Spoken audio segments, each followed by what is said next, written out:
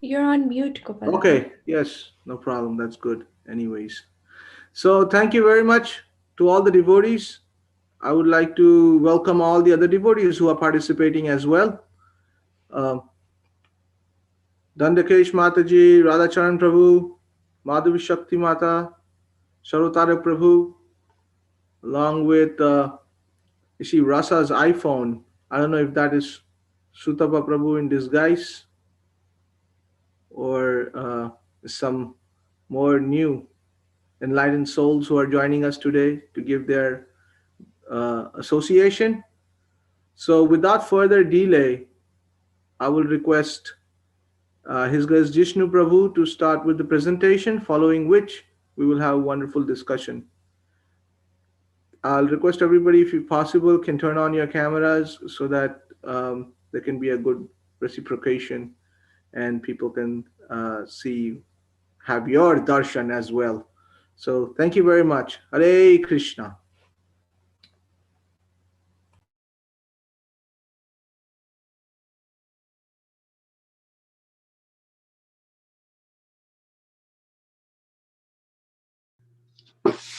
Hare Krishna, dear devotees, please accept my humble obeisances. All glory to Shri Guru and Gauranga, all glory to Shri Prabhupada. Thank you for this wonderful opportunity to serve you all. I don't know if I can serve in a proper way, but I will try my best. It's definitely, very nice to see everyone. And please give me your blessings so that I may be able to express this wonderful um, Sri Chaitanya Chaitamrita nicely. Also, please forgive me if there's any mistakes. Hopefully, Bhagavan Prabhu can correct me later on. Um, so in this way, I'll just start with the Mangalacharan.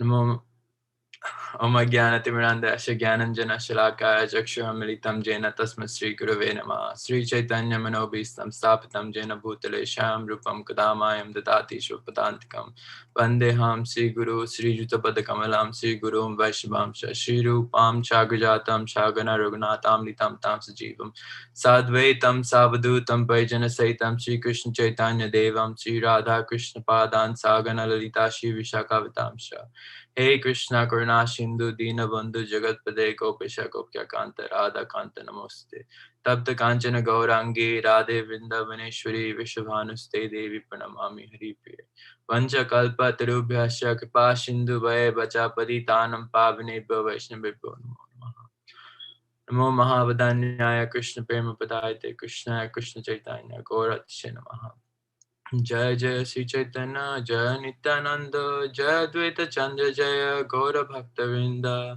Shavmile Kripa Kori Karo Karuna Adhama Padita Janero Na Koryo Grina.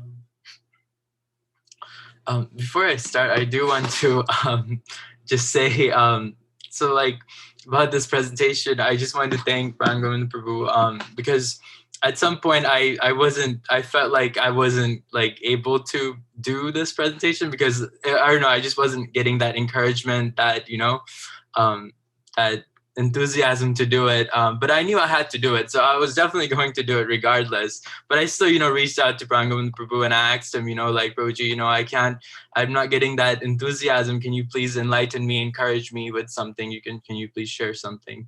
And so he shared this wonderful quote by Sri Prabhupada. It said, if you're steady either in success or failure, that is called yoga. Don't mind for the success or failure. Do act on behalf of the Supreme Lord. And if you are steady in that position, then your working in spiritual platform is successful. And to me, that was like, wow, like Bangam really understood what I was really like, lacking. And it was just me thinking, oh, whether it would be good or bad, and I just really want to thank him for sharing that. It helped me. It definitely motivated me to do this presentation, and definitely there was a lot of encouragement by the devotees who were like, you have to do this, you have to do this. Um, so anyways, just moving on. Sorry, I just wanted to share that, but definitely we're speaking on Chaitanya Chaitamrita. Um, so I just before I want to start speaking on that, I just want to speak a little bit on Sri Prabhupada, just one or two small things. Sri Prabhupada said, like one of the devotees, they asked him, like especially now that we're going to, because I'm going to be speaking on renunciation and propagation, and before that, like there was before like Vishnu Priya Mataji, she did invocation, incarnation, and then Vrinda Mataji, she did yesterday education and transformation. So now that I'm doing renunciation and propagation, I just want to know what was Sri Prabhupada's like 2 cents on it. And so like there was this one devotee, he asked him, what Sri Prabhupada, I just want to be at your lotus feet all the time. And so Sri Prabhupada said, that's impossible because I'm always moving. And and so I heard, like Srila Prabhu says, a lot of what I'm getting from is is from Srila Prabhu's lecture. So I'm very thankful for him. And so it's like he said this one thing. He said, a rolling stone gathers no moss. And because we're talking about Sri Chaitanya Charitamrita, I just also want to add another few more things. Like Bhaktivinoda Saraswati Thakur says that that if like he was in ashram this one time and he was giving a lecture, and he said that because in ashram there's like a lot of flood, so he says that when there when the flood rises, you because you have your Bhagavad Gita, your Bhagavatam, and the Chaitanya Charitamrita. So it's like when the flood rises, drop the Bhagavad Gita because you won't be able to carry so much. And then so if it rises again, drop the Bhagavatam. And the Srimad Bhagavatam, it's like a lot of books, but he still said, drop the Srimad Bhagavatam, but always keep the Chaitanya Charitamrita. But at the end of the day, like there's no difference between like the Bhagavatam and the Chaitanya Charitamrita. Ultimately, it's still Chaitanya Charitamrita is still Bhagavatam itself because it speaks about the Lord. But yes, I just wanted to mention those two things. And Sri Prabhupada says, the books are like a sweet ball. No matter from where you start eating it, you will relish the nectar. But moving on.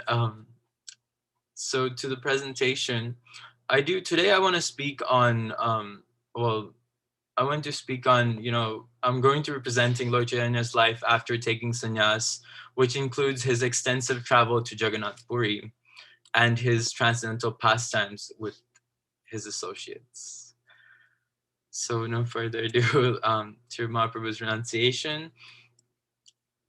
So before we enter into, while entering into Mahaprabhu's initiation, I just want to do a recap. So the first initiation Mahaprabhu got was from Ishwarapuri at Gaya, when he was going to do his father's Shraddha. He was in Gaya and he decided to take initiation from Ishwarapuri, who gave him the Maha Mantra. And after getting the Maha Mantra, before getting the Maha Mantra, Mahaprabhu was actually, Nimai Pandit, being like the very, very scholarly person. But after getting the Maha Mantra from Ishwarapuri, he became so much ecstatic. He said that, knowledge is not the goal of life. I've studied all the scriptures and this is the conclusion. The Maha Mantra is everything. Harinam Eva Kevalam. And the second major transformation that goes on is when he takes sannyas from Keshav Bharati. And after he took sannyas from Keshav Bharati, like that's when he started, actually, starting sharing Krishna Gatha and like doing a lot more. And so he took first initiation he took when he was 16 years old, which was from Ishwarapur, and then the second initiation he took at 24 years old. And so one of the questions that may come up is like, why did he take initiation from Mayavadi? Because Keshav Bharati was actually a Mayavadi, and Mahaprabhu says that Mayavadi Bhashya Shunile Harya Sarvanash in Chaitanya Charitamrita Madhya 6.169.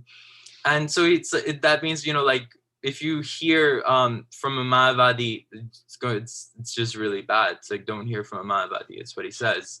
So there's an external reason and an internal reason. Like he just took sannyas to be able to preach, and that's all. That's the only thing he had as of now. Like Keshav Bharati was in front. He was like, okay, let me just take sannyas from him.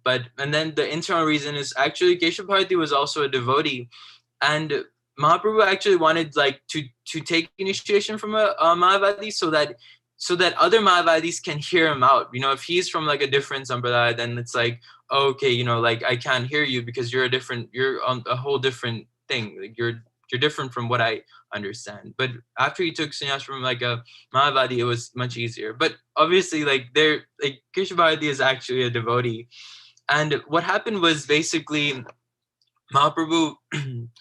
Mahaprabhu wanted to Mahaprabhu, like before he took initiation, he was like, wait, hold on, let me see, like, are you giving this mantra? Like he basically actually initiated Keshav Bharati, and after that Keshav Bharati is like, yeah, this is the one that I'm giving you. And so it's like, okay, so it's like, Mahaprabhu actually initiates him first, and then Mahaprabhu gets that.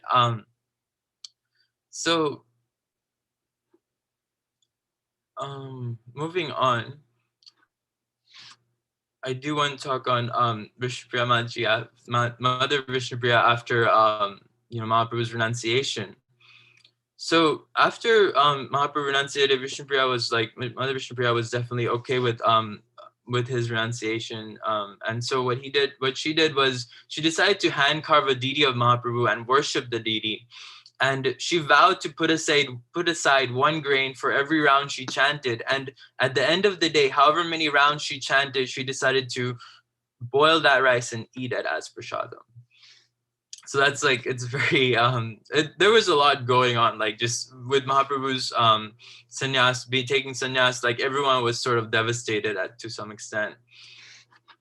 And this deity of Mahaprabhu is actually, which was hand carved by Mother Vishnupriya, is actually, the name is Dhameshwar Mahaprabhu, and it's in Navadip.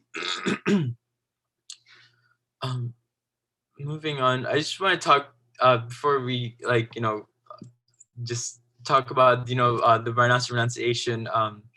And so it's said that, it's a small thing, but it's like, one thing I learned is like, it's learn, which is you learn from when you're learning in your learning phase, you're a brahmachari. And so in brahmachari, you learn philosophy, you learn sense control, you learn character, you learn culture, you learn etiquette. And then after that, you become a grihastha, and then you start earning. So it's like earn living, earn situation, like situations, cultivate personality, earn stability, earn security. And then as you go on, renunciating to the next level, you become a vanaprastha. And that's when you turn the ship around. You're done taking care of the children, you're done taking care of the wife, you're done with your social duties, you're done with your responsibilities and everything.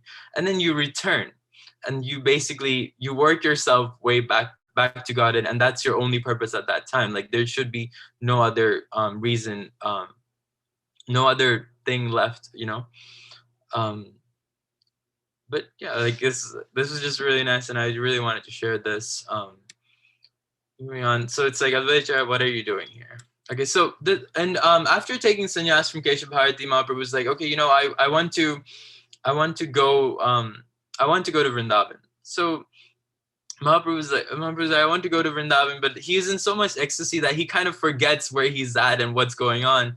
And so Nityananda was like, oh, don't worry, I'll help you. Follow this river, and you can just follow this river, and you'll get there. You'll get to Vrindavan. And he thought this river was Yamuna, but really it was actually Ganga. And so Mahaprabhu actually, instead of like going to Vrindavan, he ended up in Shantipur, Mayapur.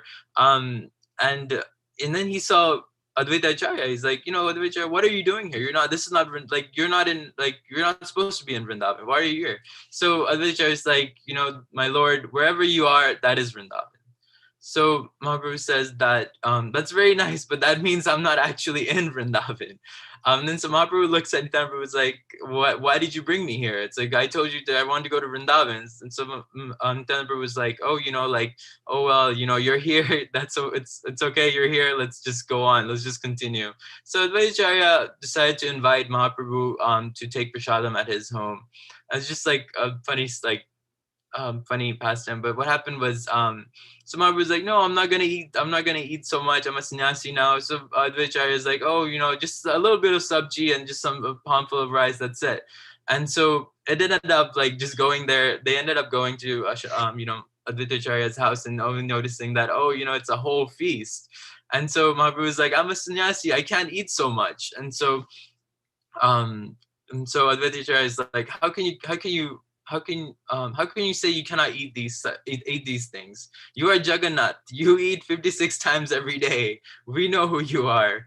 And so Nityananda Prabhu was like, what is this? I've been fasting for 3 days, and all of this will not fill even half of my belly.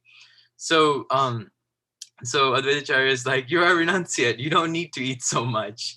And then Nityananda Prabhu was like, you should feed me to my satisfaction. Advaita Acharya is like, you are a reject sannyasi. So Nityananda Prabhu just threw rice at Advaita Acharya, and he just started dancing. And it's so interesting, how does someone just throw rice, and Nityananda Prabhu just throw rice, and then one starts, Advaita Acharya just starts, and it's like such an ecstatic pastime. And so, anyways, after that, what happens is Mahaprabhu, everyone in Navadip sort of found out that Mahaprabhu's in Navadip, so they got very excited. Like, oh, Mahaprabhu's in Navadip. Let's go to Mahaprabhu. Let's go meet him. And so for 10 days, after meeting Mahaprabhu, they did a lot of chanting, a lot of sankirtan, and they danced all day. And then Mahaprabhu invited Sachimata out of dear love and respect. Actually, at that time, as a sannyas, you're not supposed to actually meet your family, but still Mahaprabhu, was very compassionate towards, meeting Sachimata. So because, she had a very hard life, she had before Mahaprabhu was born, she had eight daughters, who immediately died after birth. And then after the first son came, and he took sannyas almost immediately. And Mahaprabhu's father, Jagannath Mishra, passes away.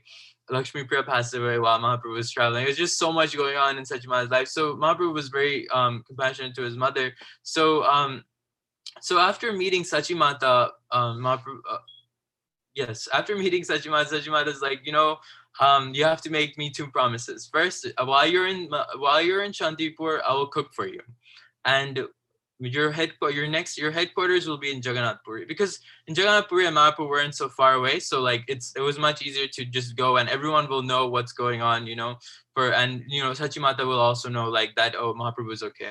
So the question is, why did Mahaprabhu really choose Jagannath Puri as his headquarters? Because obviously Mahaprabhu is still in control of his pastimes. It's not that, oh, just because Sachimata, that's the external reason. Sachimata requested Mahaprabhu to make Jagannath Puri as headquarters. But internal reason is Mahaprabhu came in this world to experience the separation between Radha and Krishna, which is basically said in the story where the gopis, the queens of Dwarka, they go to Rohini, and because Krishna, while he's in Dwarka, sometimes he'll just start saying Gopi, Gopi, Radharani, Gopi, and that would confuse the queens. And so what happened was, the queens decided to go to Rohini in Vrindavan and ask her, why does Krishna do this? And so as they were saying, and so Rohini didn't really want to say it, but then they sort of planned this thing out where Subhadra takes care of the door, and but Krishna, and so that Krishna and Balaram don't hear, because Mother Rohini said that if they hear, then it will be a huge problem. It would become very ecstatic, and it would sort of be amazing and crazy at the same time. And so somehow or other, Krishna and Subhadra started hearing, and then Krishna and Balaram saw, and they started hearing. Then that's how the form came. The Jagannath Baladev Subhadra form came. And then after that, Narad Muni saw them in this form, and he said, one day in these ecstatic forms in remembrance of the gopis, one day this form will manifest on earth. These forms manifested in Jagannath Puri. Moving on, so traveling from Shantipur to Jagannath Puri, Mahaprabhu is in Mahaprabhu tells two amazing stories. Well, three amazing stories. In Ramuna, while Mahaprabhu is there, he tells the story of Madhavendra Puri, and how Gopal came to his dream and told him, oh, I'm over here, and please take me, and it was about that story with like some boy coming in, and so after that, Gopal comes to his dream while he's there, and to tell him to excavate, to get the deity, and which was hide. He said that I was hiding in these bushes. Please come and get me and start, worshiping me. And then the story of Kirchur Gopinath we all know, and then in Katwa he speaks on the Shakshi Gopal story, and then as that goes on, Nityananda Prabhu, Nityananda Prabhu is like very amazing person. He likes to do very random things. So when, like, as they were traveling to Jagannath Puri, Nityananda Prabhu goes ahead and just somehow or other he just breaks Mahaprabhu's danda. So Mahaprabhu was like, "What are you doing? I've just taken sannyas. I'm trying to live as an ideal sannyasi, and you just threw away my danda." And so Nityananda Prabhu said, "I don't agree with your sannyas. You're the Supreme Lord. You don't need to take sannyas." And then Mahaprabhu gets really mad. He's like, I'm leaving you all now. It's more hassle for me to travel with you all." And Mahaprabhu stormed off and by himself, leaving others behind. So the deeper reason behind why Nityananda Prabhu broke the danda is because the Mayavadi sannyas is usually one danda, and so breaking it 3 times, it shows that Mahaprabhu was really taking 3 danda sannyas, which is the Vaishnav sannyas way. So he just did it to show that Mahaprabhu was never a Mayavadi sannyasi. So at Jagannath Puri, as soon as he enters, Mahaprabhu faints, and so the guards are like, what's going on? Why is this person fainted? Why is he drunk or is he intoxicated? And then Sarvabhauma Bhattacharya comes in and he's like, wait 1 second, I'm looking at this personality and I see there's something extra special about him. Just back off and let me take him. He looks extremely beautiful and extremely ecstatic. So Sarvabhauma Bhattacharya takes him to his room and sort of examines him, see if he's okay and if he's still breathing. And so after that, as that's going on, he's like, just started admiring Mahaprabhu, like, who is he really? And then Nityananda Prabhu came with all his associates and all the associates, and so they started doing kirtan. They were looking for Mahaprabhu, and they were guided to Mahaprabhu at Sarvabhauma Bhattacharya's room, and Sarvabhauma Bhattacharya was actually like a very exalted Mayavadi sannyasi, if I'm correct. And he was like the head of like Jagannath Puri basically, and everyone just respected him. So what happened was while in the room, and Mahaprabhu wakes up after with all the kirtan, he starts speaking, and then Sarvabhauma Bhattacharya looks at him. He's like, oh, what, like, you seem familiar, like you seem like I know you. And so somehow or other they're actually connected because Sarvabhauma Bhattacharya's grandfather and Mahaprabhu's father they're both very close to each other. So Sarvabhauma Bhattacharya really looked at him as his, like, sort of his own son, sort of, and respected him that way. But still, no, looking at him being a sannyas, he put him in a higher stand.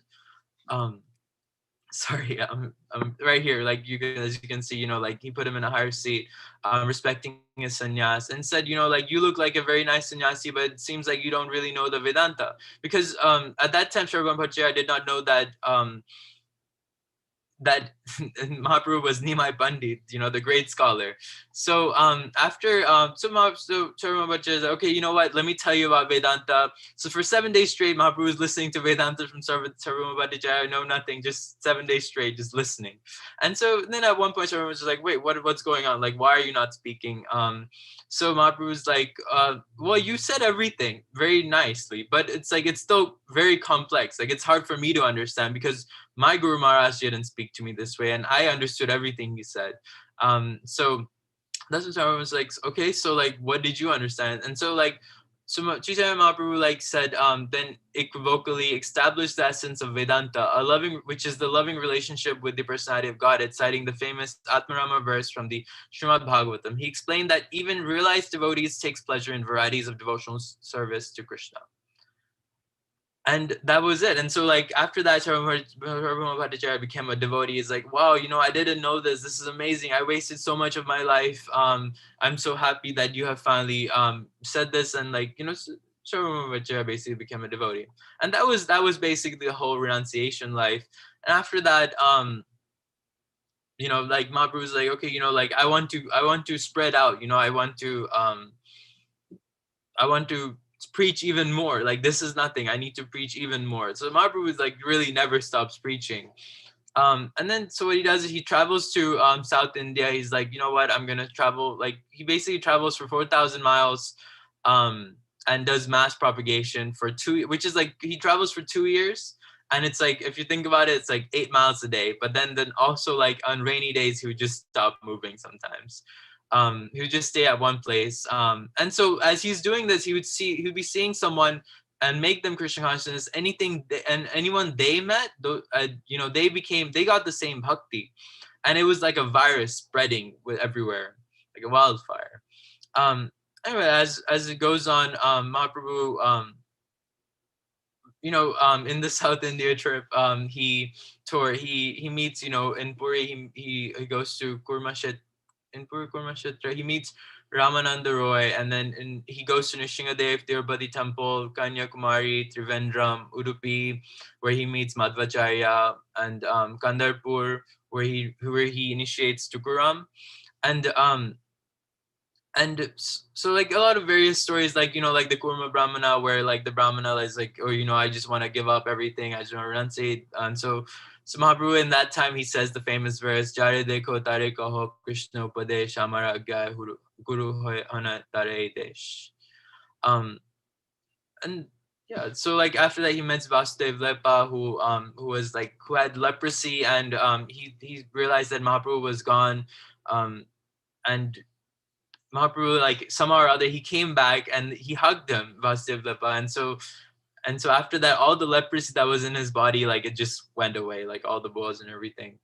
And then he meets Ramananda Roy in the banks of Godavari. And Ramananda Roy is actually Arjuna and Vishaka.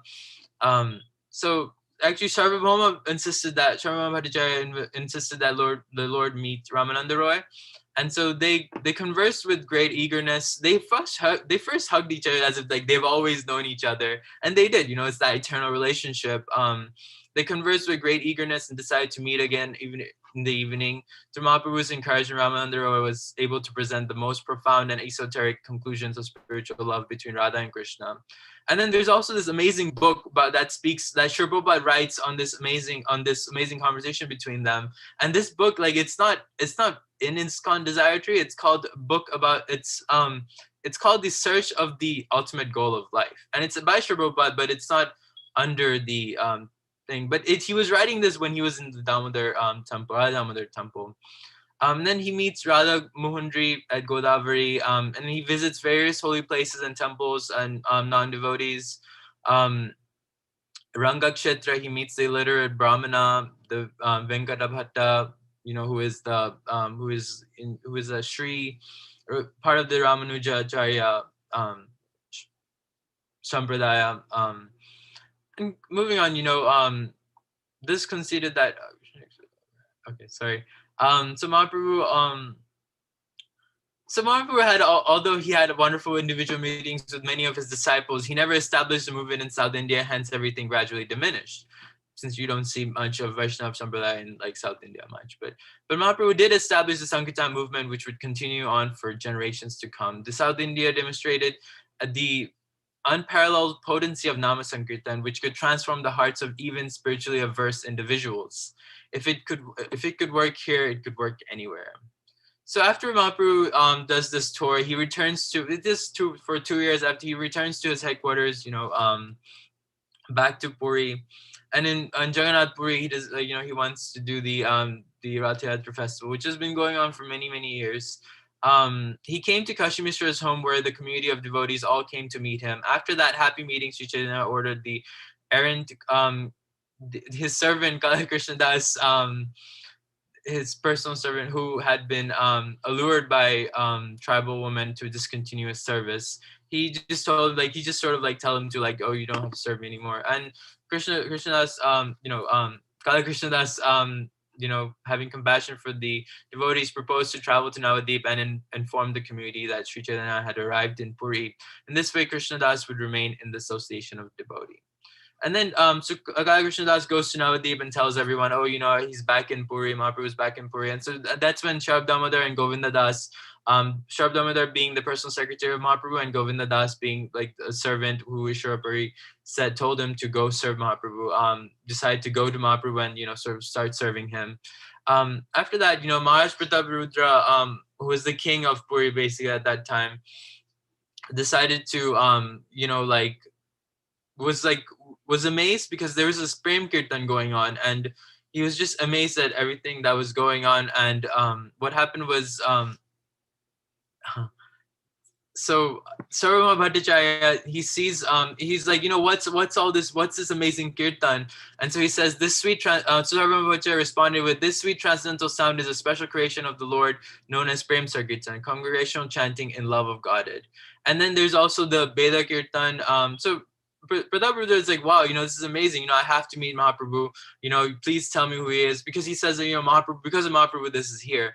And then Mahaprabhu also organized the Veda Kirtan, which was systematically organizing the singing parties and sending them in, 4 to 7 different directions. And then Mahaprabhu also did the Gundicha, the cleaning of the temple, which is a lot. And then, so after that, Krishnadas Kaviraj says, Vishwanath Chakravarti Thakur says, certain things had to be in place. Before the ecstasy of Rath Yatra could manifest, certain things had to be in place. First, the devotees arrived. Later, there was congregational chanting in the Veda Kirtan. Finally, the cleansing of the Gundicha temple. In the same way, before we can experience the ecstasy of spiritual life, Vishwanath Chakravarti Thakur outlined some crucial stages in our spiritual development. Sadhu Sangha, association of devotees, bhajana kriya, determination of chanting the holy name, and anartha nivritti, cleansing the heart. So Mahaprabhu's external preaching as he was doing the Rath Yatra was basically to have the 7 different kirtan parties going on at the same time, dancing in these 7 different kirtan parties simultaneously. And then the internal preaching is him basically he was reciting the verse of the which embodies Srimati Radharani's deep mood of separation. And so this was sort of that mood was when the Rajavasis met Krishna in the holy land of Kurukshetra, and Radharani decided to take Krishna back to Vrindavan, where they could engage in youthful pastimes again. And this was basically Mahaprabhu's mood as he was pulling the Rath Yatra cart. And so after this happened, so King Pratap Rudra had the strong desire to meet Mahaprabhu, and so he requested Sarvabhauma Bhattacharya to have darshan of Mahaprabhu. And Ramananda he's like, okay, Sarvabhauma Bhattacharya goes to Mahaprabhu, he's like, here you go, Mahaprabhu, the king wants to meet you, please please meet him. And so but Mahaprabhu was not interested at all. So after that, Ramananda Rai expresses the king's magnanimity, but still Mahaprabhu wasn't interested at all. But still, because he was such an amazing man, he said, I'm sure he's going to get the perfect blessings. And then after that, what happened was Nityananda Prabhu asked him, and so even then it was no, but just send him as send his garments as a consolation. But then he did want to meet the king's son somehow, and just to shine him blessing, and everything the son gets, the father also gets as well. So after that, after all this, this was all before the Rath Yatra. And then after Rath Yatra, Mahaprabhu ends up coming to a solitary garden where Sarvabhauma Bhattacharya is sort of serving as an insignificant person. He didn't seem like he was a king, and he took the humble position, and he just started reciting some wonderful verses of the Gopi Geet, and also started massaging Mahaprabhu's feet. So Mahaprabhu met him, and he was like, oh, you're so finally the king got what he desired, to meet Mahaprabhu. Sorry, that was sorry, I had to rush through. I felt like I was going a bit late. I just want to end with a final conclusion. Well, I want Sri Prabhupada to end with a final conclusion. Let me see if the sound is on. So, share sound. Okay. So I hope this helps. So this is Sri Prabhupada's conclusion to Chaitanya Charitamrita. Is it audible? It's very low. Maybe you want to share the sound, on the options.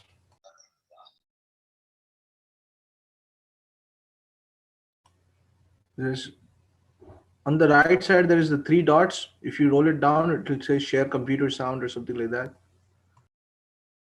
Yeah, I did that, but like I don't. I have it on check. Are you sure it's not like audible? Like, let me see. It's very low, I think. We were hearing something. You can start Okay. again, try it.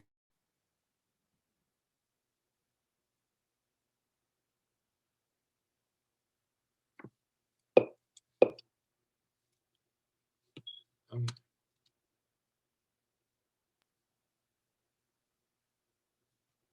okay, 1 second. Sorry. Um.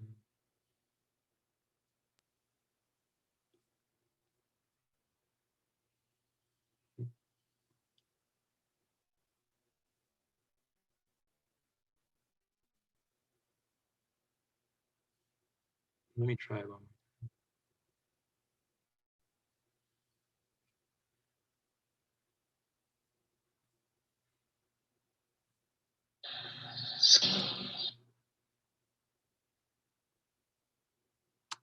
Is it audible?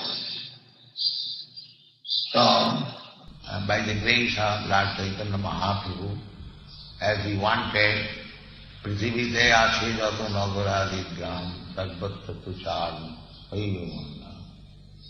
So, at least the basic principles is being done, and I am very much thankful to you, you American, European boys and girls, who are helping me in this mission.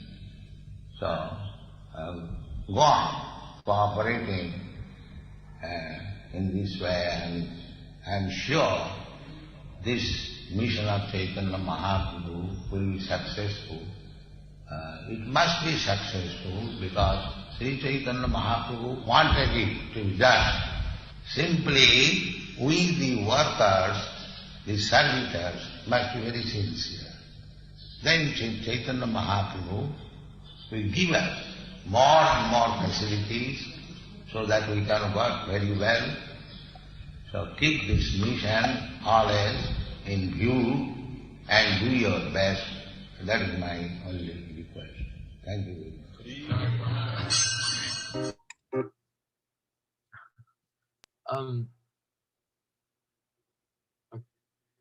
Was that audible at all? Or Yes, yes. Thank you. Wonderful. well, anyway, that's just what I want Shri Prabhupada to conclude with. I just want to ask like for forgiveness for any mistakes that I've done. Um, and sorry for going so fast. I felt like I was taking up a lot of time, but thank you all for listening. Haribo. Hare Krishna. Thank you so much, Jishnu Prabhu. Wonderful presentation. Also, this was like like the biggest part of the book as well, and you took it up and did a wonderful presentation. We also have amongst us His Grace Sutapa Prabhu. So very very happy to welcome him. Very well, Prabhu. I hope you are happy with our little presentation of your book. Also, Pran Govinda Prabhu is driving today. He's going to surprise all of us New Orleans devotees. It's no surprise now, everybody knows. Big surprise he has for us. So I'll let Pran Govinda Prabhu speak a little bit, and then we will hear from Sutapa Prabhu. Haribol. Hare Krishna. Can you all hear? Am I audible? Yes, Prabhuji. Okay. Well, first of all, I'd like to welcome my best friend, Sutapa Prabhu. I don't have job. And, first time when I met, you have to talk quietly. I'm with a bunch of devotees. We are driving to from Alachua to a mystical place. It takes about 10 hours driving, so it's a little difference. 8 hours. 8 hours? Okay, 8 hours.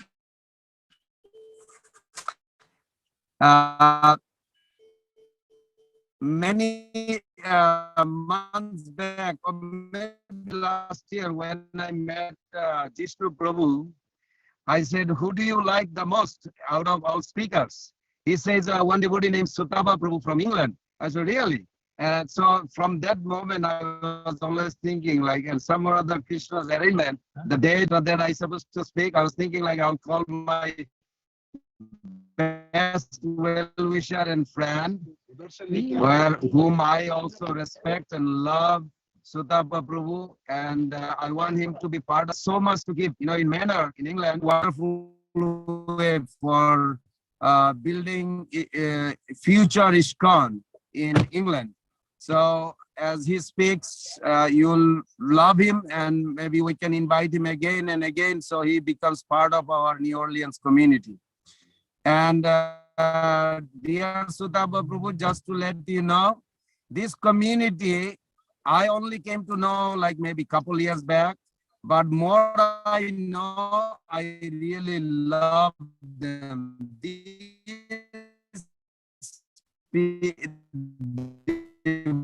devotees are like from Vaikuntha. Are, as Prabhupada said, from Vaikuntha, and they are from Vaikuntha. Mother Vishnu Priya, first day she spoke, she's like a genius. Her humility is like Krishnadas Kaviraj Goswami's grandchild or something. Her sister, Mother Brinda, spoke yesterday, and she's like another genius, humble. And then today Jishnu Prabhu speak, and it's all connected. It seems like you are related to this New Orleans family, but we're not connected yet. That's the only difference. So I like to welcome on behalf of this community, and please give us your beautiful sublime nectar. So without delay, it's turned to you, Prabhu. We love you, Sutapa Prabhu. Pran Govind Prabhu, you're Please very, very forgive me. kind. I'm just in a mask with the, because the guest. Unfortunately, I can't hear you Everybody has to have a properly. mask. Prabhu. You're breaking up. So it's kind of little awkward. Sorry. No. So Pran Govind again, Prabhu, my obeisances to you. Thank you so much. you are on my unmuted. Okay. You are my, Pran Govind Prabhu is my, he's very kind. He takes me as a friend. Actually, he's my guide. He's my mentor. He listens to everything I have to say, and he gives me great advice. And I feel very fortunate to know him. And through him, I'm fortunate to know all of you. Prabhupada built a house in which the whole world can live together, and it's so wonderful. We all connect from different places, and we meet for the first time, but it's almost like we've known each other for many years, and I feel like that. So I'm very honored to be with you. Panchakalpatarubhyascha kripa sindhubhya eva cha patitanam pavanebhyo vaishnavebhyo namo namaha. Srila Prabhupada ki jai. I guess we have 10 minutes. I can share something with you of, as Jishnu Prabhu was speaking so nicely, just to maybe pick up a few themes from there that immediately came to my mind. And then perhaps if any of you have any comments, then I'm happy to hear that also. Yeah, Prabhu, just a second. Sorry. I think Pran misinformed you. You have almost like 40 minutes or 40 more. minutes? Oh, really? Yeah. Okay. Or you can even speak an hour. Yes, because it's from 11 to 1 for us. So right now it's 12 o'clock. So you have almost an hour. You can speak. Okay, sure. It'll be really wonderful. Wow, an hour. Okay, I didn't plan that, but okay, what I'll do, I'll speak something, I'll open it up. Maybe you have some questions, maybe some things have come to your mind. We'll see how it goes. Thank you. Okay. Thank you. When Sri Chaitanya Mahaprabhu came to this world, he came with an external purpose and an internal purpose, as we all know. Externally, Sri Chaitanya Mahaprabhu came on the call of Advaita Acharya. Advaita Acharya was such a Vaishnav. He read in the Gautamiya Tantra, Tulasi dalamatrena jalasya chulukena va, that if you just offer some Ganga Jal and Tulsi leaves to Krishna, Krishna becomes conquered. So Advaita Acharya said, I'll do that, and I'll call the Lord. By my loud calls, the Lord will come. So in answer to the calls of Advaita Acharya and to propagate the Harinam Sankirtan, Prithivitayachayata, as Prabhupada said, everywhere and anywhere, externally Mahaprabhu appeared in this world for that purpose. Just a side note, when we say external and internal, we should never think that external means some kind of superficial or less important. It just means it's the reason from which we all benefit. But the internal reason why Chaitanya Mahaprabhu comes, as we know, is to relish the position, the experience that Srimati Radharani has in her relationship with Krishna. So now for a moment, I want you to think very deeply about this. Mahaprabhu comes with an external purpose and he comes with an internal purpose. Now let me share with you that as you go through the pastimes of Chaitanya Charitamrita, then you will see this dual dimension of the external and the internal in many, many things.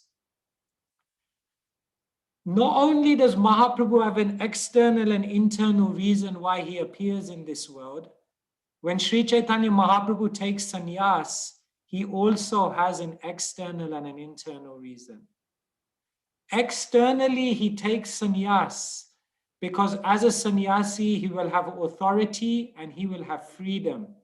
And through that authority and freedom, he will be able to inundate every town and village with Krishna consciousness. And most importantly, he will be able to convert the Mayavadis, because the Mayavadis are the most stubborn. But internally, Mahaprabhu takes sannyas because he wants to intensify the Radha Bhav. What we find is that in Chaitanya Charitamrita, after Mahaprabhu takes sannyas, then the intensification of his experience of Radha Bhav goes to higher and higher levels. So Mahaprabhu descends, external reason, internal reason. Mahaprabhu takes sannyas, external reason, internal reason. Now think, Mahaprabhu makes Jagannath Puri his headquarters. External reason, because his mother said, if you take sannyas and you go and stay in Vrindavan and I never hear about you again, you will break my heart. Already 8 of my daughters died. Already my son Vishvarup took sannyas at age 12 and I never saw him again. If I never see you again, I won't be able to live.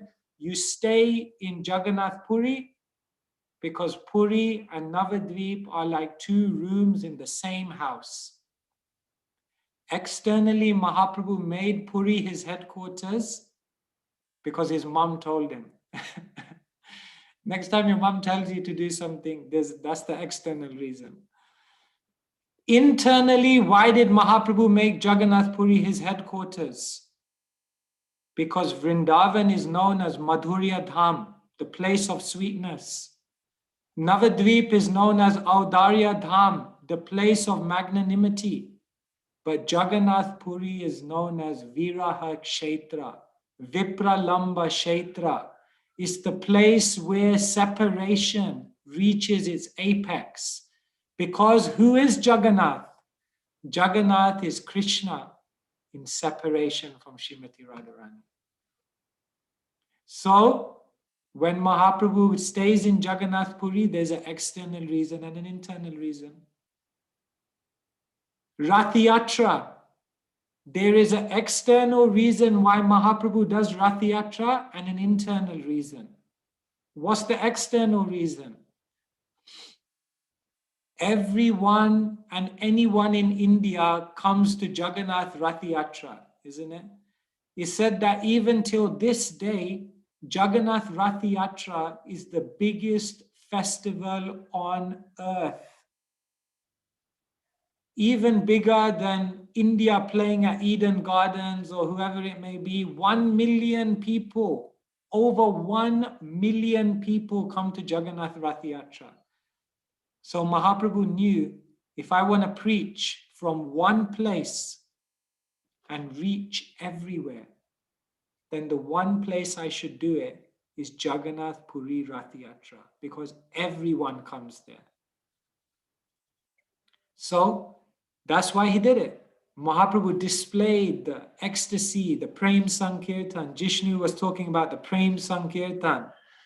Patraparudra saw the Sankirtan party, isn't it, of Mahaprabhu. He looked at Bhattacharya, he said, who are these people? I've never seen anyone like this in my life. Bhattacharya kohe e madhura vachan, Chaitanya Shrishti e Prem Sankirtan. Bhattacharya told him, a madhura vachan, this very sweet sound which you're hearing, Chaitanya Shrishti, this is a special creation. This is not a creation of this world. This is a creation of Chaitanya Mahaprabhu, a Prem Sankirtan. This is chanting in love from the heart, as they say. So Mahaprabhu just did that Sankirtan at Rath Yatra and inundated everyone with love. But Rath Yatra had an internal reason. What was the internal reason? Rath Yatra was mirroring the incident where Krishna and the gopis met after a long break of not seeing each other. They met at Kurukshetra. The gopis and the Vrajabasis saw Krishna. They were very happy, but very disappointed also. Because they looked at Krishna and they said, you are the same Krishna and we are the same Vrajabasis, but we are not in Vrindavan. We long to be with you, but to be with you in Vrindavan underneath the Kalpa Vriksha trees. And therefore they were pulling, trying to bring Krishna. So Gundicha represents Vrindavan, isn't it? And then Rath Yatra pulling. Do you see now? If you look at Chaitanya Charitamrita, in everything there is an external dimension and there is an internal dimension. Whether it's Mahaprabhu's purpose in descending, whether it's Mahaprabhu taking sannyas, whether it's Mahaprabhu making Jagannath Puri his headquarters, whether it's Mahaprabhu in Jagannath Rath Yatra, there's an external and an internal. If we look at our life, this becomes very, very important. Our life also has an external and an internal. The external is that somehow or other, as members of Sri Chaitanya Mahaprabhu's movement, we have to share the mercy. We have to expand the mercy. We have to pass on the great Prema Dhan in the form of the Harinam Sankirtan. Somehow or other, we have to be ingenious. We have to be creative. We have to be enthused, inspired, dynamic, and in some way try and reach as many people as we can. And there's also a deep internal purpose in our life, which is to actually develop some love for Krishna. The devotees on many occasions asked Srila Prabhupada, Prabhupada, what will please you the most? Everyone had an answer in their mind and they just wanted Prabhupada to say it, to confirm. And Prabhupada said, if you become a pure devotee of Krishna, Anya Abhilashita Shunyam, a pure devotee in which every other desire has become zero. Now, when you look at Mahaprabhu's life, the amazing thing that you see is that the internal and the external reasons combine. They complement each other. They actually can be done hand in hand. And not only they can be done hand in hand, they go hand in hand. And therefore, when we look at our life, what we have to realize is that the external selfless giving in Krishna consciousness and the internal deep development of our own Krishna consciousness goes hand in hand. You can't separate them. When you preach, you get mercy. And with that mercy, you can actually go deep in your spiritual life. And when you go deep in your spiritual life and you are relishing the sweetness of Krishna, Yenad Buddha, Madhurima, the sweetness of Krishna's character, you will be empowered to give it to others. And like this, the Krishna conscious journey goes on. So somehow this is what we're learning from Chaitanya Charitamrita, that Mahaprabhu has come and he is doing many things in one go. And all of these things are complementing every other thing. And when our life becomes like that, somehow what we have to do in our life is create a life in which everything is contributing to either giving Krishna consciousness or becoming Krishna conscious. Right? Our life will not change necessarily overnight. Yeah. Once there was a beautiful sculpture, and then, once there was a beautiful sculpture, and then one man, he came to the sculptor and he said, "Wow, amazing, brilliant, perfect. How did you do it? How did you create this sculpture?" And the man, the sculptor, he looked at the other man and he said, "It's simple." And he pointed to a block of wood. And he said, "You see that block of wood? All I did was I chipped away at everything that wasn't the sculpture." And this man looked at him and he said, "You make it sound so easy." The lesson is, in our life, what we need to do gradually is transform our life and maybe take away certain things. Those aspects of our life that aren't connected to Krishna, either the external giving or the internal depth of relishing Krishna consciousness, those things that don't connect to those two things, you have to transform them and make them connect. Whether it's your career, whether it's your job, whether it's your hobbies, whether it's what you do in your spare time, everything, try and transform it in such a way that it contributes to your life purpose, which is to give spirituality and to experience deep spirituality. And then the aspects of your life that can't be connected, gradually you let them fall away. And then what happens is, over time, you build a life which is just like that beautiful sculpture. Everything is contributing to your spiritual life. Yeah. Prabhupada once said in a very famous quote, "This life, this human life, is like a block of hardwood. And the devotee has to somehow or other carve Krishna out of it." So I love that quote. A sculpture, you can't make it overnight. You've got to keep chipping away bit by bit. And that's what we have to do in our life. Chip away, transform, adjust, fine-tune, and over time, create a very Krishna conscious life. And so, this is the opportunity before us by the grace of Sri Chaitanya Mahaprabhu, that somehow or other, giving Krishna consciousness and experiencing deep Krishna consciousness, these are our two objectives. Therefore, Janma Sarthaka Karikar Para Upakar. Mahaprabhu said, first make your life successful and then help other people, as many as you can. So these are some things I wanted to share with you. the external and the internal, because when we read these chapters of renunciation and propagation, these are some of the main teachings that are coming out. And one final thing I'll say, Jishnu mentioned very nicely that Mahaprabhu met the Kurma Brahmana. The Kurma Brahmana just fell in love with Mahaprabhu.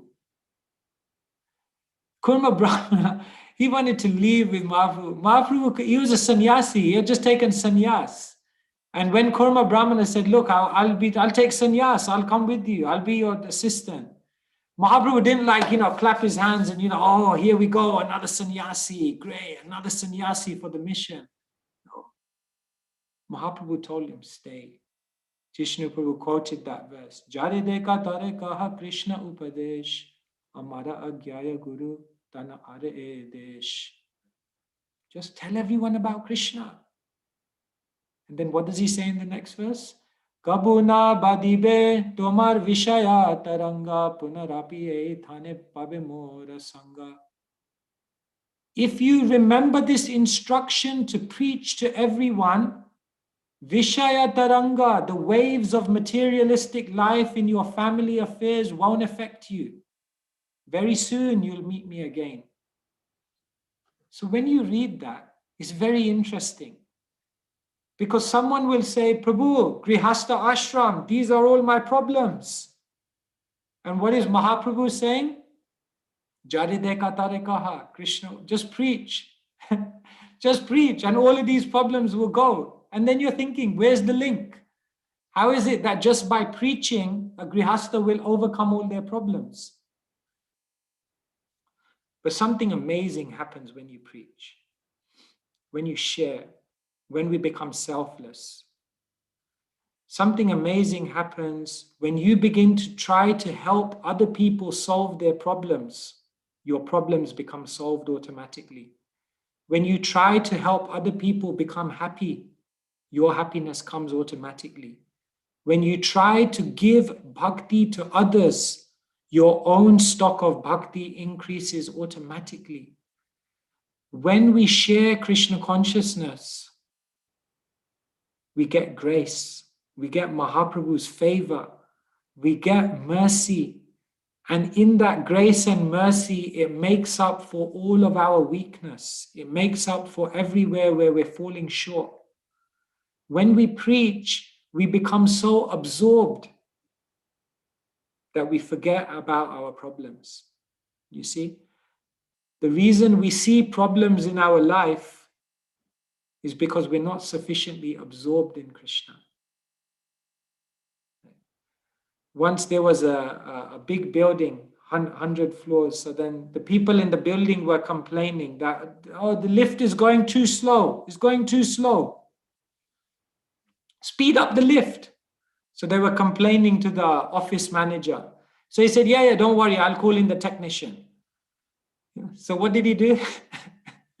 Next day, he went to the DIY store and he bought a big mirror. And he put the mirror in the lift. And then 1 week later, there were no complaints. He went to the people and said, everything all right? They go, yeah, great. You called that technician in. The lift is just going so fast now. And then they realized the speed did not change. But because when people are in the lift and they're absorbed, mirror, mirror on the wall, who is the fairest of them all? Absorbed in your own beauty, time flies. When you're absorbed, you don't see problems. So when we become absorbed in the Krishna consciousness movement, sharing Krishna, we become so absorbed that everything disappears. And so let us think very deeply about this. Mahaprabhu had an external purpose and Mahaprabhu had an internal purpose. And in our life, we have an external order from Prabhupada, from our acharyas, from Mahaprabhu, and we have an internal order. And when we do them perfectly together, spiritual life becomes magical and we experience the totality of what Krishna consciousness can be. And so, yes, I will stop here. And with these words, invite anyone as we have a bit of time. If you have any comments, any questions, any realizations, Pran Govind Prabhu tells me that all of you are the inner circle of the Chaitanya Charitamrita relishers. So I'm sure you will have something. So please, I would love to hear from all of you and whether you have any questions or comments. Over to you.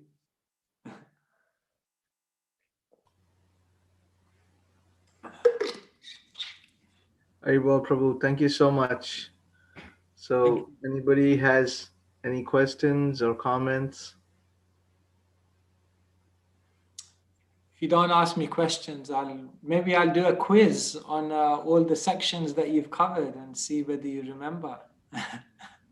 Yes, that would be wonderful. I have a question. Yes. Oh, okay, now the questions come in. Now the questions are coming in. Okay, Pran Govind Prabhu, you have the questions and you have the answers. This is again like a Ramananda Rai, Chaitanya Mahaprabhu situation, you know, the roles are becoming reversed.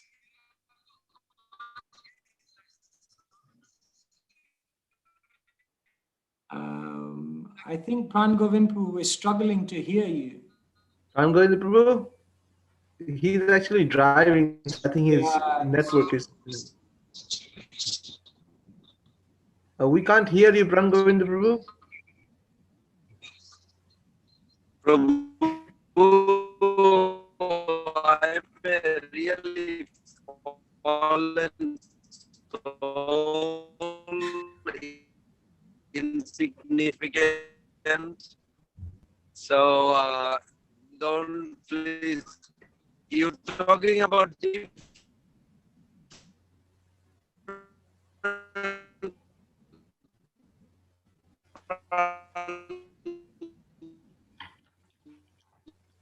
Okay, I think Ram Govinda Prabhu, we are not able to hear you. If you can send me the question, I will ask Sutapa Prabhu on your behalf.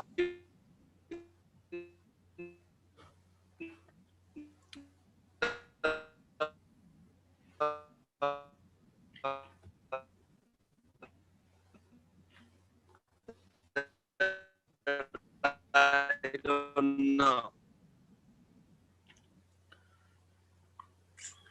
Okay, Pran Govind Prabhu, we cannot hear you so well. Maybe you can put it on the chat, or you can.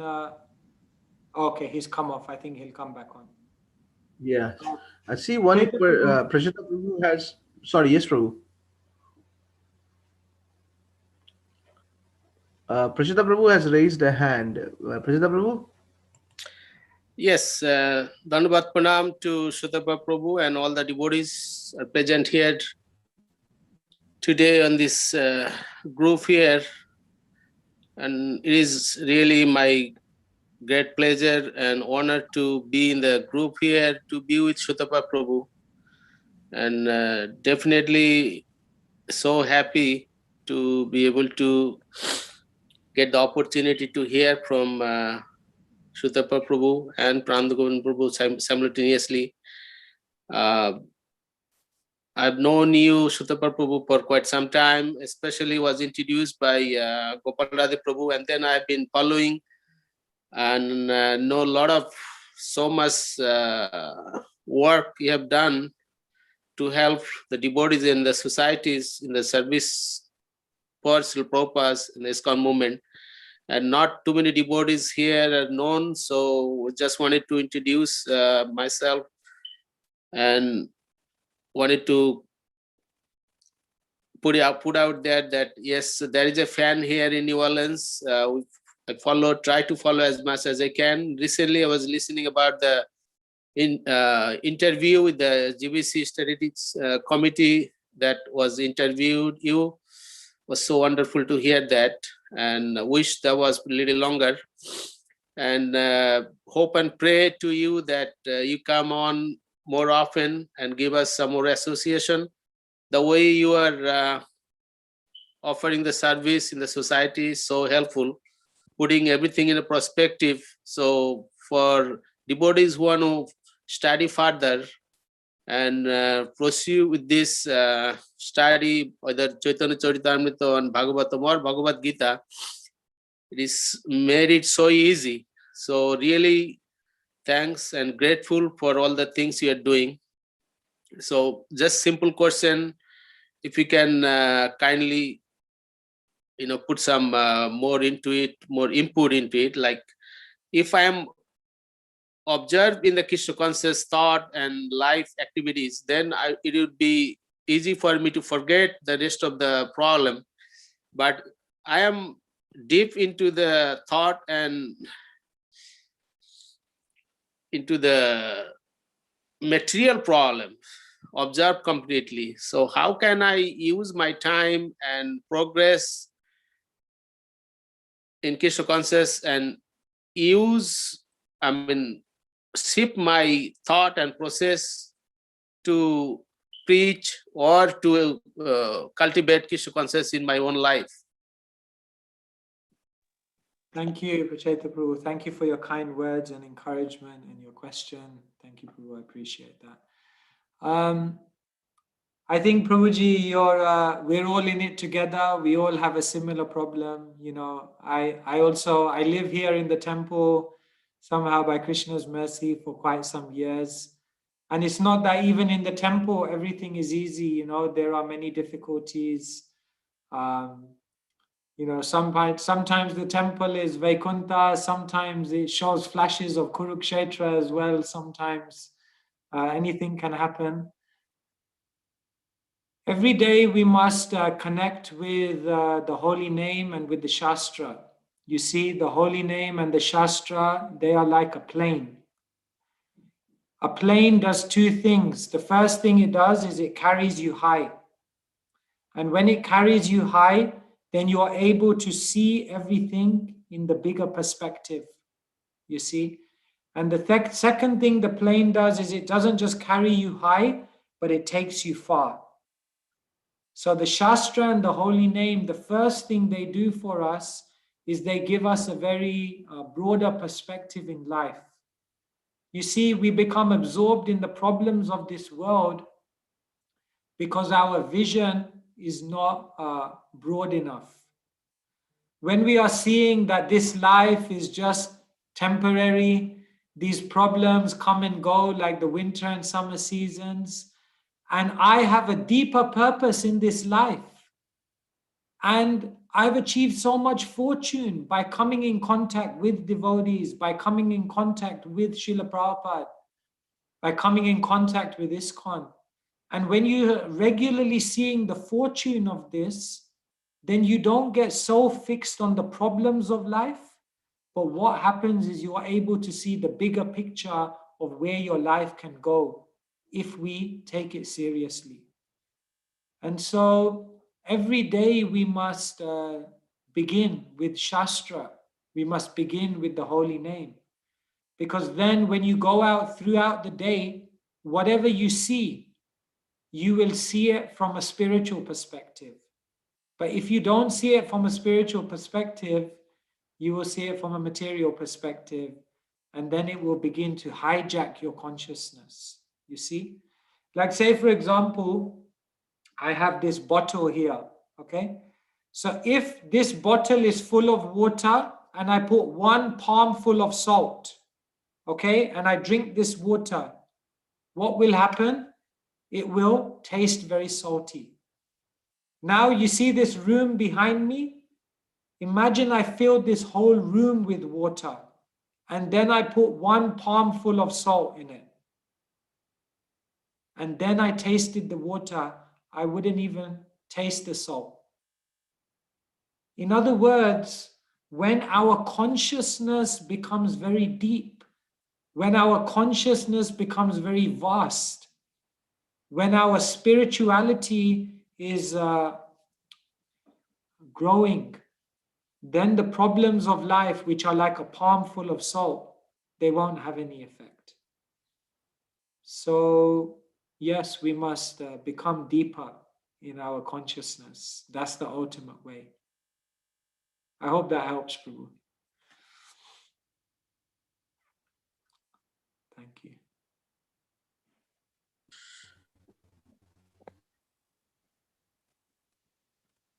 Thank you, Prabhuji. Thank you so much, Hare Prabhu. Krishna. Yes. Is that someone else would like to ask a question? Yes, Radhacharan Can I is there. ask a question? Yes. Harival Prabhu. Hare Krishna, Prabhuji. Haribol. Thank you. Very really nice to hear you. I just wanted, if you could kindly repeat those three things, Jagannath Puri Dham, Audarya Dham, and in the beginning, that Mahaprabhu's Audarya Leelas were exhibited in Navadvip, like that. Yes. Every dham is having its speciality. Every dham is having its own character. Ultimately, all of the dhams are non-different, yet they have their own personality. So Vrindavan is known as Madhurya Dham, the place of sweetness, because Krishna is Leela Purushottam. He's the Supreme Lord who performs unparalleled pastimes. So the sweetness is fully exhibited in Vrindavan. The sweetness of what Krishna does, the beauty, the charm, the cheekiness, all of these things are coming in Vrindavan. Therefore, Vrindavan is known as the place of Madhurya, very sweet. Navadvip is known as the place of Audarya. Why? Because when Mahaprabhu came back from Gaya, isn't it? He received the mantra from his guru, Ishvarapuri, and he started chanting it and he went mad. Kiba mantra dila gosai, kiba tarabal, japite japite mantra, korite pagal. He went to his guru, he said, Kiba mantra, what kind of mantra you given me, Gosai? Kiba tarabal, what kind of strength does this mantra have? Japite japite mantra, korite pagal. I'm chanting and I'm becoming mad. So he became mad. Ishwarapuri said, very good, it's working. That's the goal of life, become mad after Krishna. So Mahaprabhu came back to Navadvip. And when Mahaprabhu came to Navadvip, what happened? The Panchatattva came together. Mahaprabhu came as a devotee. Srivas was already there doing kirtans in his home. Advaita Acharya, great devotee, he had caused the Lord to descend. Gadada Pandit, he was with Nimai since childhood. Radharani, the only person that wasn't there was Nityananda. Nityananda came. They all came together, Panchatattva. And then in Navadvip, there was an explosion. Patra patra vichar nahi stan je jane kare tane kare prema dhan. They never considered this place, this person, that person. Wherever they went, they gave Krishna prema. Therefore, Navadvip became the place of Audarya, the place where great magnanimity, great overflowing of mercy. So therefore, Navadvip Dham is known as Audarya Dham. And Puri is known as Viraha Kshetra because Jagannath is the form of the Lord who went into ecstasy hearing about the love of the residents of Braj. Maybe you know this. Krishna was in Dwarika and he had 16,000 queens. Yeah, sometimes in the middle of the night, he was saying, Gopi, Gopi, or naming some Madhumangal, Subal, Sudam. So they thought, what is it? Krishna has everything here. Why? What is it about the Brajabasis that has captured his mind? So they said, Rohini Mata, you were there. You were there in Braj. What is it? Narrate to us what was happening in Braj. Rohini Devi said, I cannot narrate. If Krishna and Balaram here, they will go into ecstasy. I can't take that risk. They said, no, we will create a conference. We will all be in a room. You speak. We will put Subhadra on the door. She will keep a lookout. And if Krishna and Balaram come, we'll stop. You don't worry. So she began. Hari Katha, Braja Katha, all the pastimes. The queens of Dwaraka were hearing, they were amazed. Subhadra was at the door, she was amazed. And as Subhadra began hearing everything that Rohini Mata was saying about Krishna and his love for the gopis, Subhadra went into ecstasy. So her eyes became big, her body became stunted. And so she was on the door, but she was in complete ecstasy. Then Krishna and Balaram came, but she was in ecstasy. So she could not tell them, no, Krishna and Balaram have come. So Krishna and Balaram saw Subhadra. They were wondering, why is she like that? They came closer. Then they began hearing the narrations of the pastimes of Braj. And as Krishna and Balaram heard the pastimes, they were standing next to Subhadra. They also went into ecstasy. Their body became stunted, eyes big. So there they were, three of them, Subhadra, Balaram, and Krishna. Big eyes, stunted bodies, complete ecstasy of separation. Narad Muni came along and he said, one day these forms will manifest in Jagannath Puri. And therefore Puri becomes known as the place of Viraha, the place of Vipralamba, the place of separation. So like this, Vrindavan is Madhurya Dham, Navadvip is Audarya Dham, and Puri is Viraha Kshetra. I hope that's okay, Prabhu. Thank you so much. Appreciate that. Perfect explanation. Hari Bol. Hare Krishna, Sutapa Prabhu. Please accept. Oh, Jishnu Prabhu, Hare Krishna. I don't know when you came in, or because I was like, I don't know if he's present or not. I was listening. You're good. Okay. Well, I mean, if you were listening, then you definitely know that it's all because of your lectures that I was able to say any of this. Like I really went through your lectures more like your Chaitanya the compact lectures, and I was just going through it. And I don't know if you noticed, but it was like the same dialogue you were using, because you really know how to tell a story and make it so enlivening. And it's like, I can't do the same thing, but it's the least I can do is just follow the dialogue.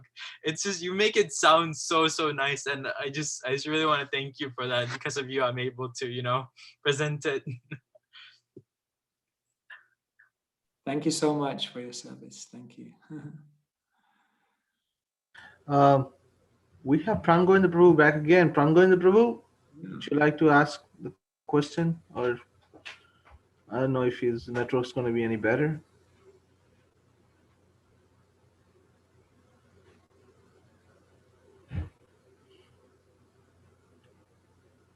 Okay.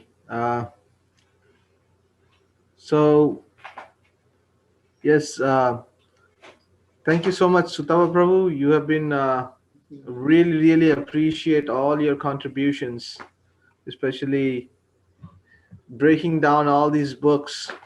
Growing up, being born and brought up in ISKCON, seeing these books sometimes intimidated me. Bhagavatam, 12 big volumes, and sometimes, like in the old version, each volume also had 2-3 books, and Chaitanya Charitamrita, another set of whole golden books.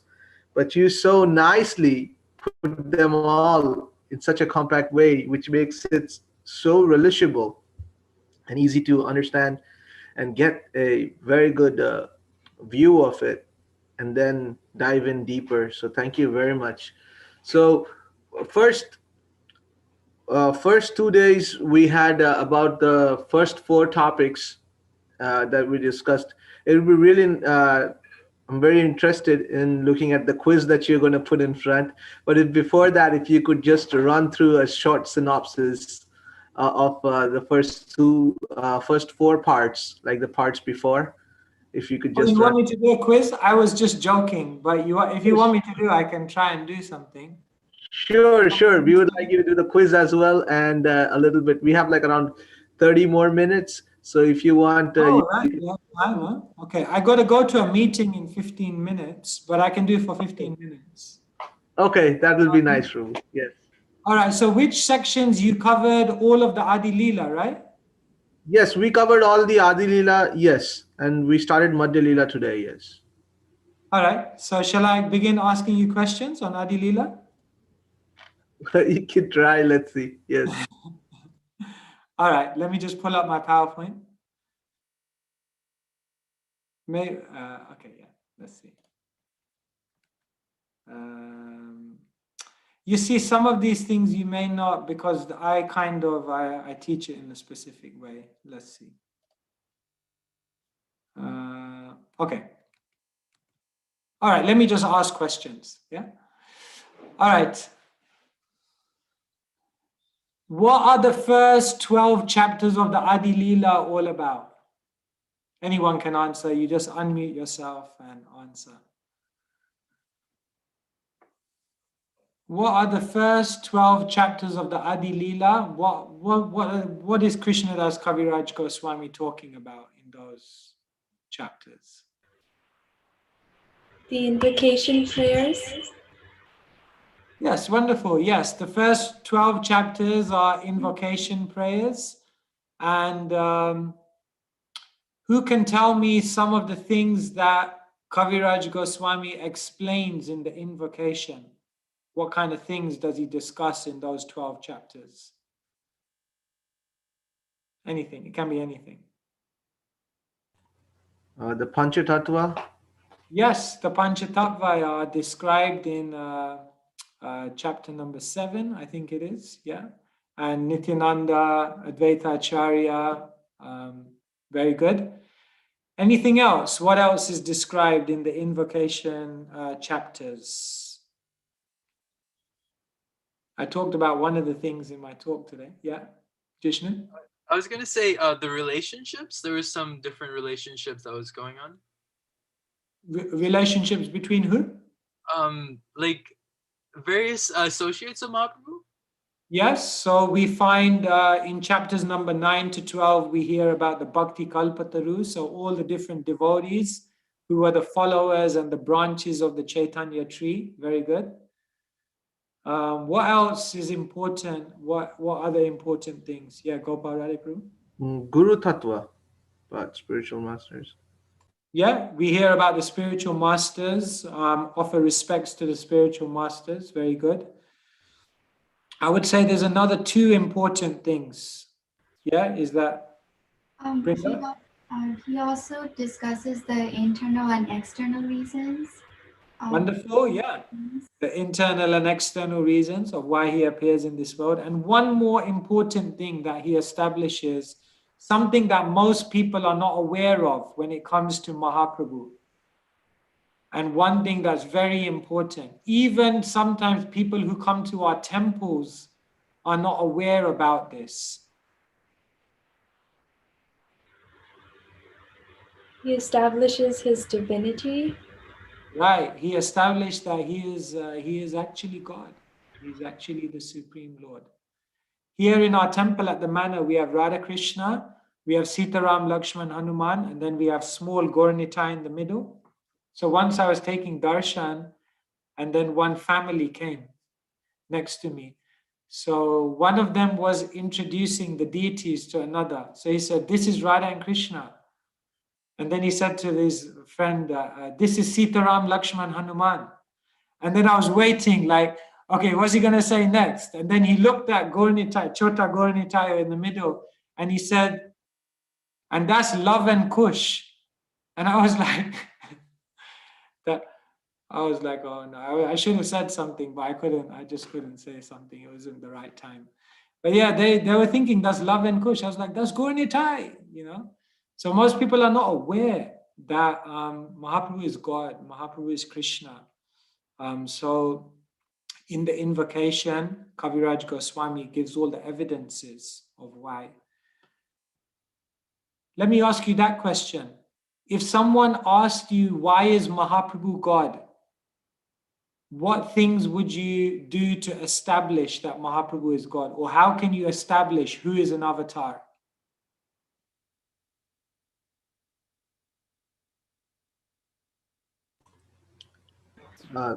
Avatars are mentioned in scriptures, so through scriptural evidence. Scriptural evidence, very good.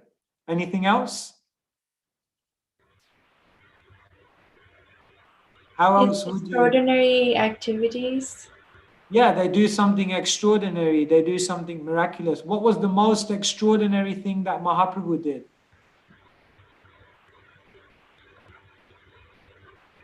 You can ask. You can answer, Vishnupriya Mataji, because you said extraordinary activities.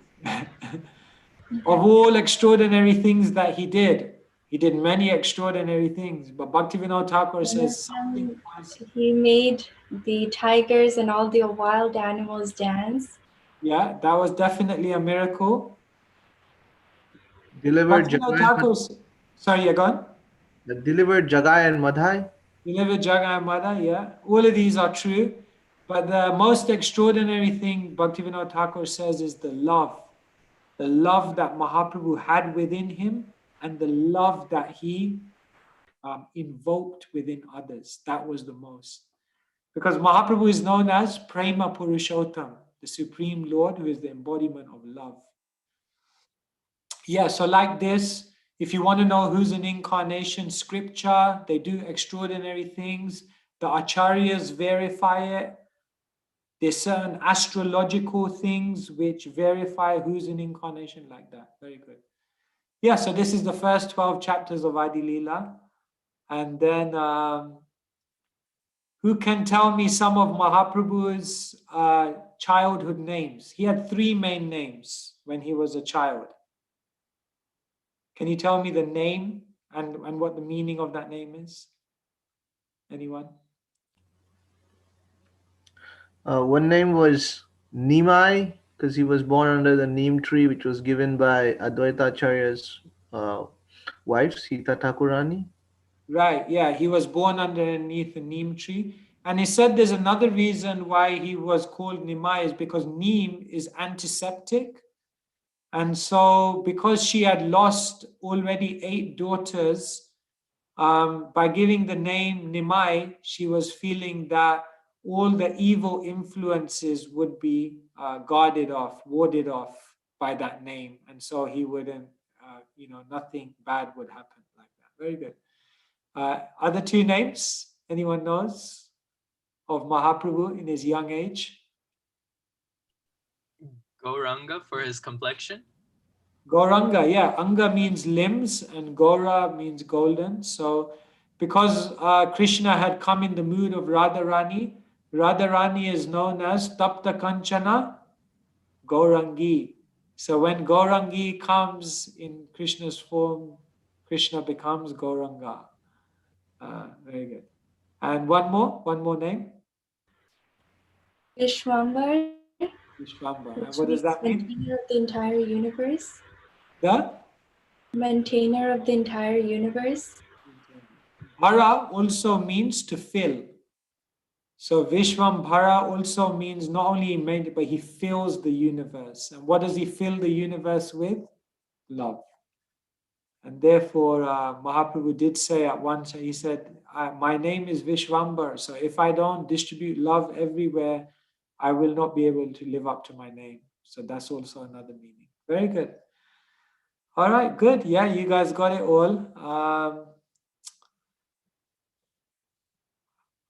What were the 2 biggest transformations in the first half of Nimai's life? Or the 2 main initiations?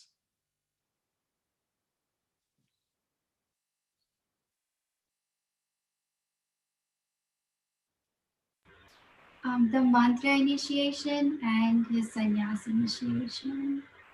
Good. Now let me ask you a few more questions on that. Who was the mantra initiation from? Ishwarpuri. And where did he receive that initiation?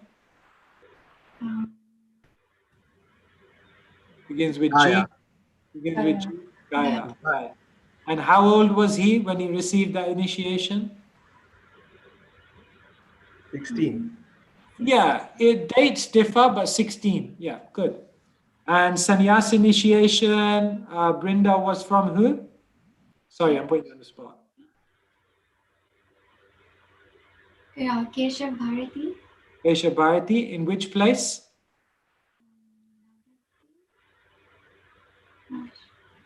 Have a guess? Begins with Katwa? K. Navati. Navati. Was it Katwa? Can't take sannyas in your hometown. Not allowed. Katwa. Katwa, yes, very good. And how old was Mahaprabhu when he took sannyas? 24. 24.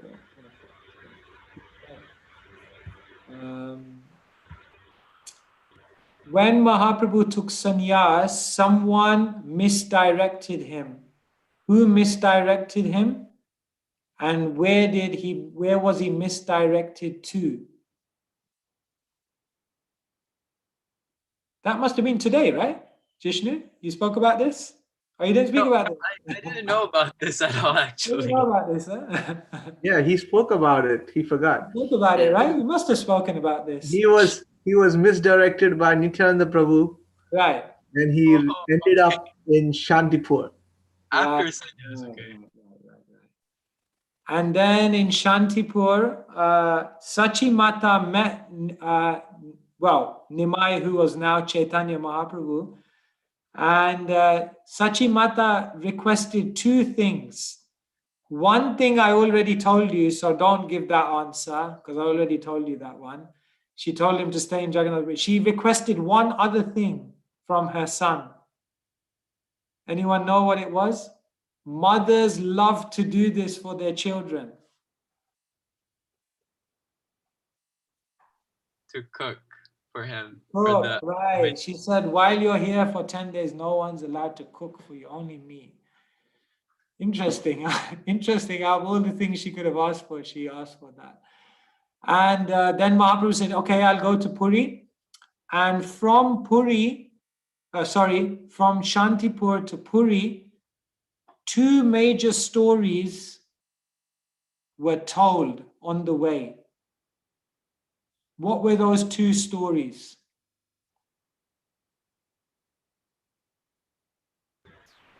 Kirchura Gopinath and Sakshi Gopal. Right. We had the story of Madhavendra Puri, Gopal, and Gopinath, and the story of Shakshi Gopal. And then there was the pastime of Nityananda breaking Mahaprabhu's danda. Why did Nityananda break Mahaprabhu's danda? That wasn't very nice. Why did he do that? Anyone know?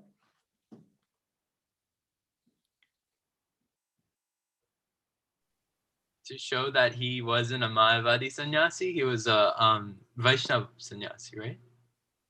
Oh, Mayavadi sannyasis go around with broken dandas, huh? No, but like it's like Vaishnava sannyasis go around. Now go on, explain. No, I'm just joking with you. Go on. Okay. Can I cheat from my notes? Yeah, sure, no problem.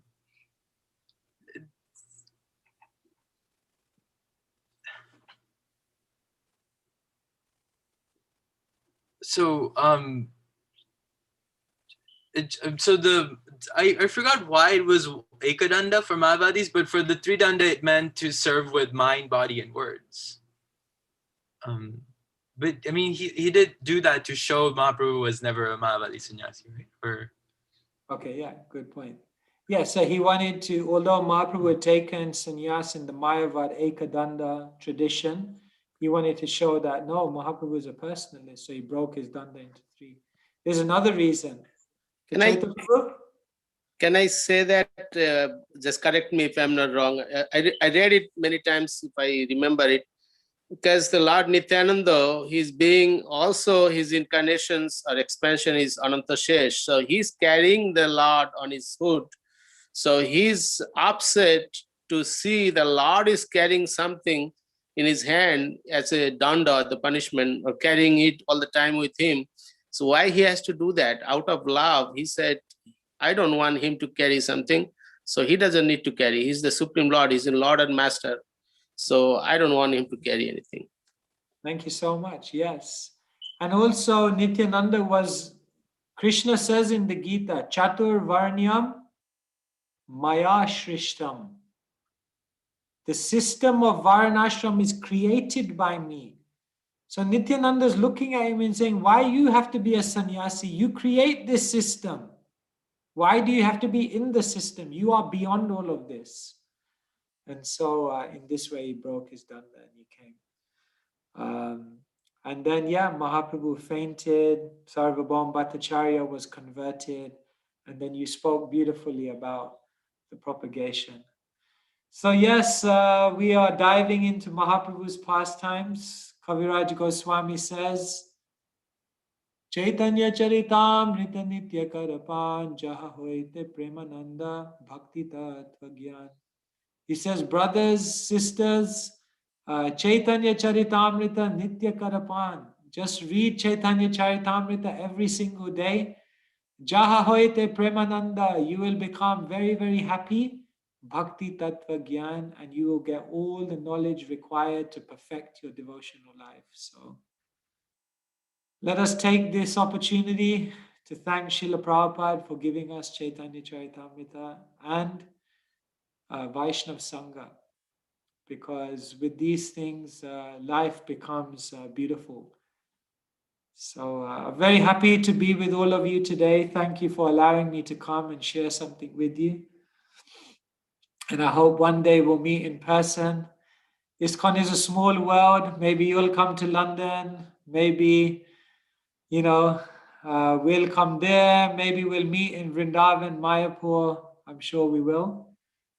But otherwise, thank you so much, and wishing you all the very best. And thank you to my dear friend and guide, Pran Prabhu. I don't know if he can still hear us, but my obeisances to you, Prabhu. And thank you for your kindness. Hare Krishna. Srila Prabhupada ki jai.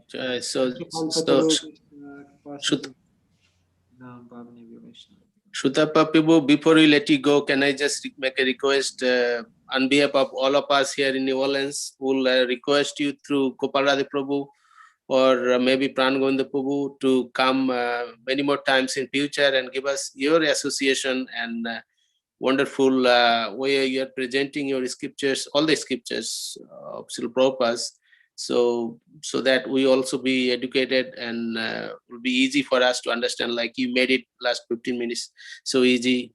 So this way we want to request you, please keep us in your mind that we'll be requesting you many more times. Thank you.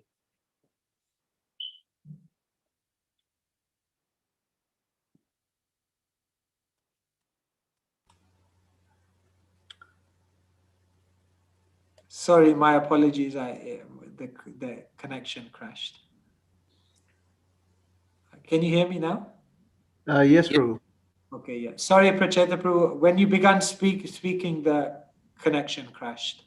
I didn't hear what you said. Oh, I'm sorry. Yes, just repeat it briefly. Wanted to say that our special request from all of us here in New Orleans, that we're going to be, looking forward to have you many more times in future, to have your association and the way you put it in a so wonderfully, so make it so easy. So Gopal Radha Prabhu and maybe other devotees, Pran Govinda Prabhu, will be in touch with you. So please come and give us your association.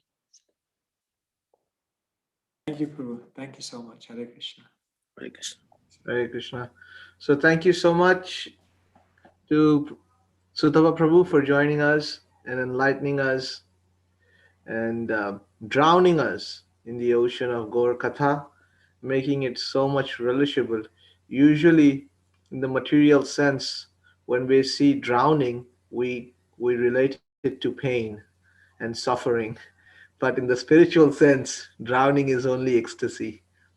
So, thank you very much for joining. And now, to close the session, I'll just request if anybody has any appreciation, comments for Prabhu, they can add. And following that, I'll request our host for tonight's session, Vishnupriya Didi, to appreciate Sutta Prabhu on behalf of ISKCON New Orleans. Thank him. So thank you very much. Hare Krishna. Hare Krishna, Prabhu. Koti Koti Dandavad onto your lotus feet. Thank you so much for enlightening us and illuminating our hearts. We just want to express our most sincere gratitude towards you. This is actually just a dream come true, to be in your association, to have your association. Everything you have said, it was so amazing and incredible, and it just touched our hearts so much. And we really hope that we can hear from you again and again.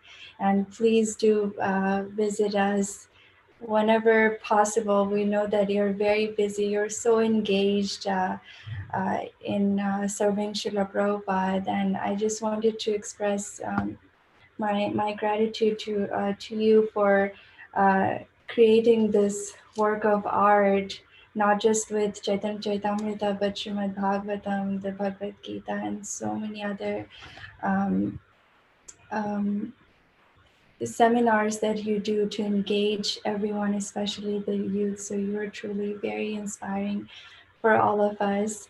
And thank you so much once again, Prabhu. I did want to ask a question earlier, but I didn't get a chance. We know that you were speaking on how we can come closer to Krishna by deepening our consciousness, and one of the ways is to study Shastra with focus. So I was wondering, how can we actually strengthen our focus and be steady in studying the Shastra and be steady in our sadhana? Because I know personally I'm so distracted all the time, especially with my material education on the side. It feels very overwhelming. Um, all the time. So I was just wondering, and I was asking this on behalf of my sister as well. So if you can please enlighten us more. Thank you for your kind words. Yeah, it's a challenge for all of us. Even when I joined the temple, I thought, okay, that's it. I'll get so much time to read, and I think I read more of Prabhupada's books before coming to the temple than even in the temple. It was, life is busy, life is full of responsibilities. Somehow what we have to do is create a sacred space in our life, ideally early morning, when we wake up and we just have that discipline that we chant and we connect with Shastra first thing. And that space, we never compromise it. We never allow anything else to take it over. Begin small, 15 minutes, 20 minutes, but protect it. The main thing in life is that we have to create protected time for Krishna that never that doesn't get taken over or hijacked by other things. You'll be surprised that if you read Shastra every single day, actually how much you read sometimes, obviously the more the better, but even if you do a little bit, but you do it every day, you'll be surprised, number one, how many books you will be able to go through and how the knowledge and the words of Prabhupada will build within your heart. Regularity is such an important thing. You see, when you break regularity, then it takes often 1 or 2 weeks to kind of get back into it, get back into the thread of the book and, warm yourself up again. But when you're reading every day, you keep that momentum. So I think, number one, try to have that sacred space. Number two, just regularity, even if it's small. And number three, I think what you're doing here is powerful, create structure and read together and read it in such a way. One of the reasons we created these books is so devotees feel like they're getting through the books, and they're understanding the overview and they feel like they're progressing. So when you study Shastra and you feel like you're remembering things, you're grasping it, you're getting the overview, then your confidence grows and your desire grows as well. So take advantage, like online now, there's such a resource, like devotees are doing courses left, right, and center on different things. Take advantage, and then, and let me just say one general thing on time management. I have this firm conviction in my life that, because I've seen it, that when we don't waste time, then what Krishna does is two things. Number one, he empowers you to do more in the small time you do have. And number two, he will begin to open up windows of time for you to do more. But the precursor is we have to make sure we're not wasting time in our life. And if you show Krishna that you don't want to waste time, that if Krishna, you give me time, I'll use it properly, Krishna will actually, in a magical way, start opening up more and more time. So have the desire, create the practical arrangements, and Krishna will help. Like that. Some thoughts. Thank you so much, Prabhu. That was very, very helpful. We will definitely try to practice this, and please bless us so we can have the desire to serve Srila Prabhupada and increase our sadhana. Thank you so much, Prabhu. Thank you. Gopal Radhe Prabhu, you may have to excuse me. I'm just running on to. Yeah, I'm sorry. We just don't want to leave you. No, I love to. I love to be with all of you. Just life is like that, you know. We're all kind of zooming from one place to the next. Yes. Thank you so much for welcoming me into your sangha and allowing me to do some seva for you.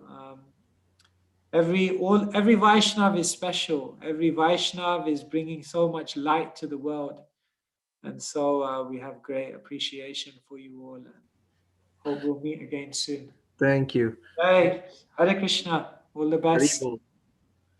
Thank you so much. So we'll end our session here by offering our obeisances unto all the Vaishnava devotees of the Lord, who are just like desire trees, can fulfill the desire of everyone and are most compassionate to the fallen conditioned souls. Vancha kalpataribhyascha kripa sindhivya cha patitanam pavanebhyo vaishnavibhyo namo namaha. So before we leave, a quick announcement. Will be tomorrow is Sunday. It's going to be an off, so no Gaur Katha tomorrow. We'll be joining again back to our normal time, 6 o'clock in the evening, uh, for Eastern, and Central Time will be an hour more, so 7 o'clock. 45 minutes, 15 minutes before we start with Kirtan. So request you all to join in that meanwhile. And also tomorrow, His Holiness Bir Krishna Maharaj is coming to the temple. There will be graduation ceremony for Bhakti Shastri course in the afternoon. So if you all can join, that will be very, very wonderful. Thank you very much. Hare Krishna. All glories to the assembled devotees. Haribo.